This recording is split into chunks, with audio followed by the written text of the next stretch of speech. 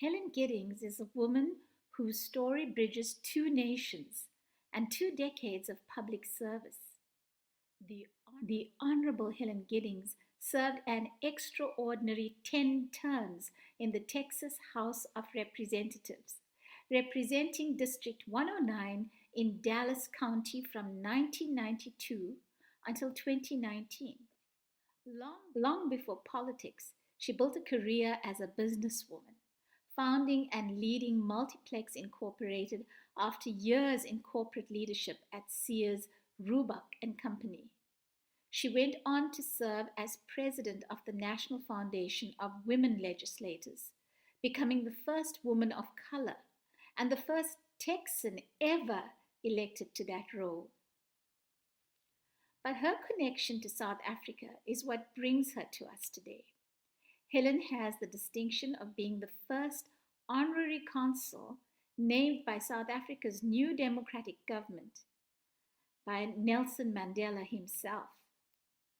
And she has remained a vocal, active participant in this country's real affirmation and revitalization ever since. She is also a devoted patron of the arts, and I say this with real pride, as Helen Giddings is a collector of my own work. Michelle, thank you so much for that very, very, very generous introduction. And it's so good to be with you and to see you. Helen, as someone who works closely with the women of South Africa, what does Women's Month mean to you?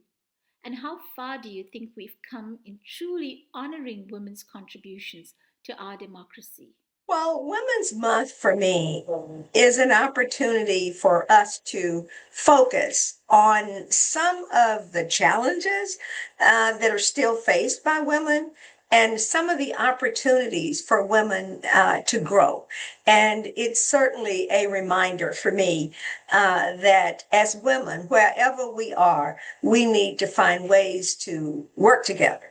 Because I agree with Martin Luther King, who said, if there is injustice anywhere, there's injustice everywhere. And so what affects us in the U.S. today as women will affect you tomorrow, or vice versa. And so it is a reminder that women everywhere need to unite and work together on those things that challenge us. And we all know we talk about these issues as women's issues, as soft issues, but in reality, when women do better, families do better. And when families do better, whole communities do better. So this is just an opportunity to refocus and reset in terms of what are we going to do to create a world that is better for women and girls going forward than what we have today.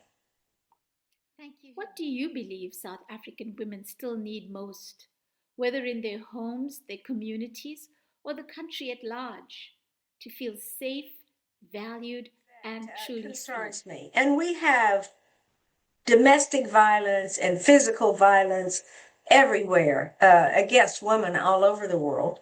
I don't know if the reports that I'm hearing, I don't know if they're correct or not, but I've been hearing a lot about the domestic abuse in South Africa. And women have done so well in South Africa in terms of becoming elected officials. You're doing much better there than we are here in the U.S. And so it is really, really deep concern for me that there is still, a lot of domestic violence there. And no question, but there's domestic violence in the U.S. as well, and other countries as well. But that concerns me. And I think economic security is what women need, whether they're in the U.S. or whether they're in South Africa. In a lot of cases, women are the head of households. And so they have a responsibility to take care of themselves, take care of their children. And in some cases, they're in a sandwich situation where they're also taking care of aging parents and that kind of thing. And I think, healthcare is something that we all need to be concerned about. Again, all over the world, and reproductive rights and a woman's ability to determine what is best for her in terms of her reproductive rights. I think that is very, very key. And always we're looking at wanting to do better in terms of women being better educated and that kind of thing. And finally, one of my biggies is we ought to have more women in leadership positions, because too often decisions are made regarding women and we're not even at the table. So why shouldn't we be there at the table helping to make the decisions that affect our lives? So I think those are some of the issues that we still need to concern ourselves with today. And hopefully we're doing better on those issues today than we were yesterday. But still, these are issues that are very, very important to women, and women having the opportunity to take control of their own lives. Yes, that is that we just need to continue to work together, to engage one another. And you were very, very instrumental in having me on your show and that kind of thing, and having the opportunity to engage with women. I just think that all of us now must understand that the challenges that we face, Michelle, are huge.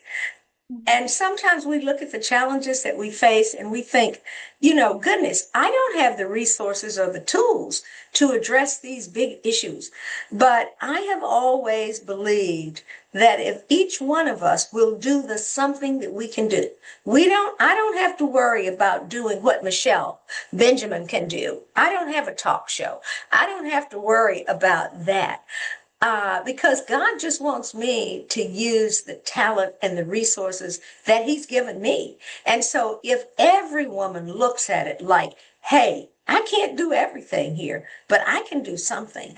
And the something that each of us can do is enough. That's all God is asking us to do. That's all He is calling us to do, is to do what each one of us can do individually to create a better world.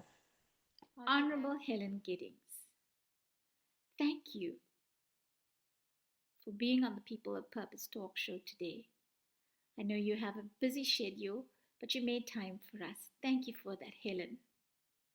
From the halls of the Texas Legislature to your work as South Africa's champion in Dallas, you carry the same message that the women carried to the Union buildings in 1956. That a woman's voice, once raised, does not go quiet. We are deeply grateful for your wisdom and your friendship and continued belief in all of the women in this country.